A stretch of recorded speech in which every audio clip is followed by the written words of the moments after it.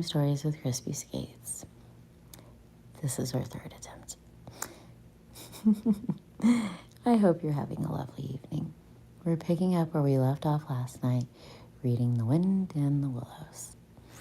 Okay, the further adventure of Toad. Let's get into it. The front door of the hollow tree faced eastwards, so Toad was called at an early hour, partly by the light, bright sunlight streaming on him, partly by the exceeding coldness of his toes, which made him dream that he was at home in his bed on his own handsome room with Tudor window in a cold winter's night, and his bedclothes had got up grumbling and protesting, and they could stand the cold any longer, and had run downstairs to the kitchen fire to warm themselves, and he had followed on bare feet along the miles and miles of icy stone passages, arguing and beseeching them to a reasonable. He would probably have been aroused much earlier had he not slept for some weeks on the straw over stone flags, and almost forgotten the friendly feeling of that thick blanket pulled well up around his chin. Sitting up, he rubbed his eyes first and his complaining toes next, wondered for a moment where he was, looking around for a familiar stone wall and a little barred window, then with the leap of his heart, remembering everything, his escape, let's turn the page, flight, pursuit, remembered first, and the best thing of all, that he was free. Free, the word, the thought alone were worth 50 blankets.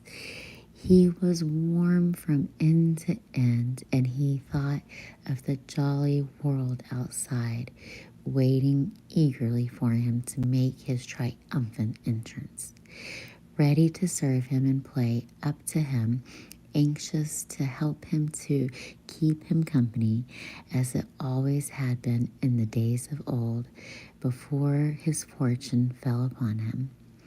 He shook himself and combed the dry leaves out of his hair, with his fingers and his toilet complete, marched into the comfortable morning sun, cold but confident, hungry but hopeful, all nervous terrors of yesterday dispelled by the rest, sleep, and frank and heartening sunshine. He had the world to all himself in that early summer morning. The dewy woodland, as he threaded it, was solitary and still. The green fields that succeeded the trees were his own to do as he liked with. The toad itself, when he reached it, in the loneliness that was everywhere, seemed like a starry dog to be looking anxious for company.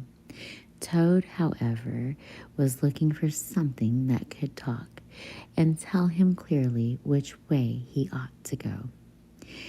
It is all very well when you have a light heart and a clear conscience and money in your pocket and nobody scouring the country for you to drag you off to prison again, to follow you where the road beckons and points, not caring a whither. The practical toad cared very much indeed, and he could have kicked the road for itself, its helpless silence, when every minute was of importance to him.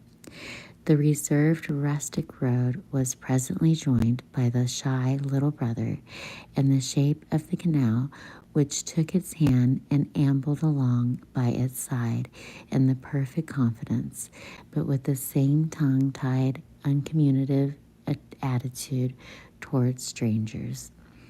Bother them, said Toad to himself. But anyhow, and once things clear, they must be coming from somewhere and going to somewhere. You can't get over that. Toad, my boy, he said, marched on patiently by the water's edge. Round a bend and down the canal came plodding a solitary horse, stooping forward as if its ancient thought. From rope traces attached to his collar stretched a long line, taut but dipping with its stride. The further part of its dripping pearly drops. Toad let the horse pass and stood waiting for the fates were sending him. With pleasant swirl of the quiet water at its blunt bow, and the barge slid up along the side of him, its gaily painted gunwale level with the towing path, its sole occupant a big stout woman wearing a linen sunbonnet, one brawny arm laid along the tiller. "A nice morning, ma'am," she remarked to Toad as she drew up a level with him. "I dare say it is, ma'am," responded Toad politely, as he walked along the side of the tow path abreast her. "I dare it is a nice morning to them it's not in sore trouble. I like what I am. Here, my married daughter, she sends off to me post haste to come to her at once. So off I comes, not knowing what may happening or going to happen, but fearing the worst, as you will understand, ma'am, if you're a mother too, and I've left my busyness to look after itself. I'm the washing and the laundry line, you must know, ma'am, and I've left my young children to look after themselves, and more mischievous than troublesome set of young imps that doesn't exist, ma'am. And I've lost all of my money, lost my way, and as for me, my baby happening to be married, my daughter, why, I don't even think of it, ma'am." "Oh, hello, Almeda. How are you? It's nice to see you. Welcome to the CrispySkates show."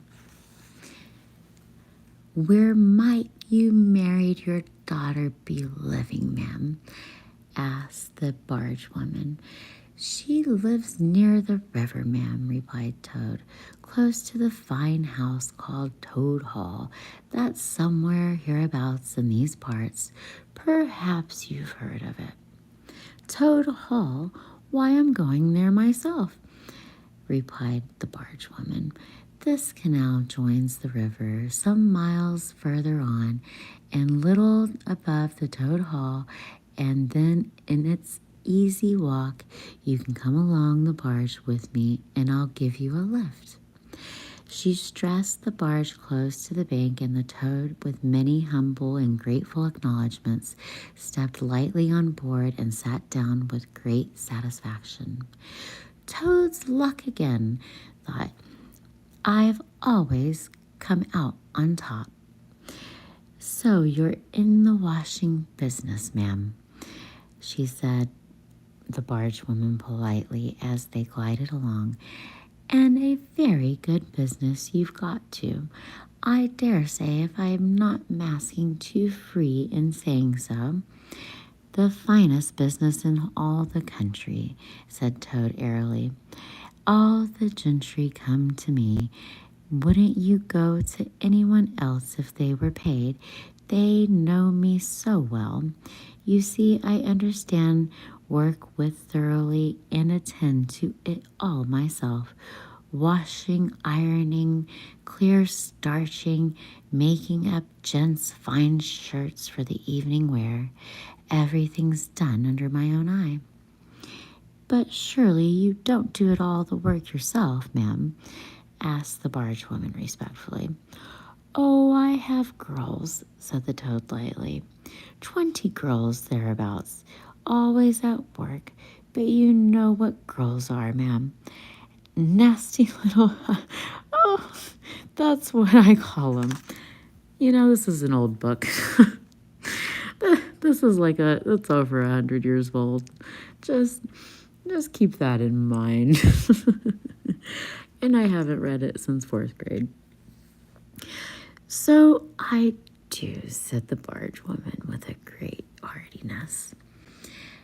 But I dare you say, set your rights to the idle trollops. And are you very fond of washing?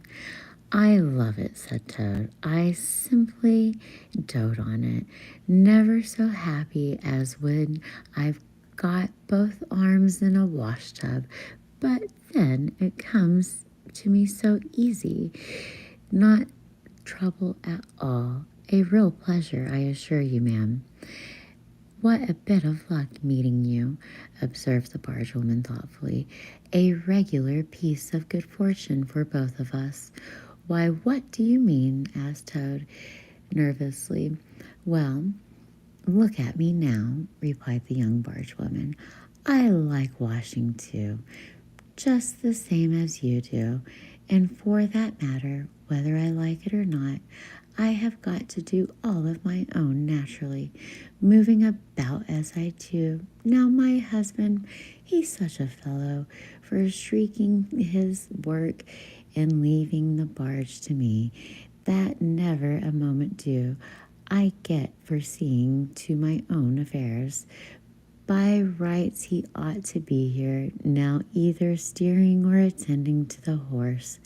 Through luckily the horse has sense enough to attend to himself, instead of which he's gone off with the dog to see if they can't pick up a rabbit for dinner somewhere. Hello, Foxy 88-8. So he says he'll catch me up at the next lock. Well, that's as may be. I don't trust him. Once he gets off that dog, who's worse off than he is? But in the meantime, how am I going to get my washing? Oh, I'll never mind about that washing, said Toad. Not like the subject. Try and fix your mind on that rabbit. A nice, fat young rabbit. I'll be ground.